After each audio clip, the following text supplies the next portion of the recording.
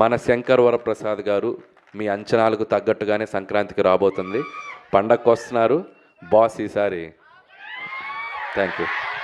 చిరంజీవి గారు ఒక సూట్లో ఎలా ఉంటారో చూడాలనేది నాకు బాగా ఇష్టం. చాలా క్లాస్ పెట్టారు చిరంజీవి గారికి.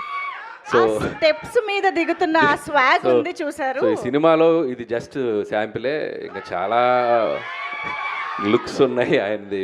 లుక్ వైజ్ క్రెడిట్ ఇవ్వాలంటే నేను చిరంజీవి గారికి ఇస్తాను. ఎందుకంటే మేము ఇక్కడ విఎఫ్ఎక్స్ కానీ పెద్ద చేసింది ఏం లేదు. జనరల్గా మనకి ఆఫ్టర్ చేస్తాం కదా, అసలు నాకు తెలిసి 90% ఒరిజినల్.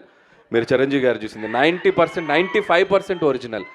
సో ఆయన బాగా వెయిట్ లాస్ అయ్యి ఆయన లుక్ వైజ్ ఎంత కేర్ తీసుకున్నారంటే నా అదృష్టం, నాకు ఆ లుక్ దొరికింది.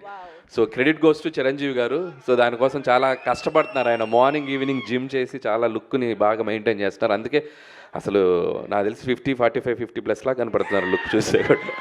So credit goes to Chiranjeevi గారు.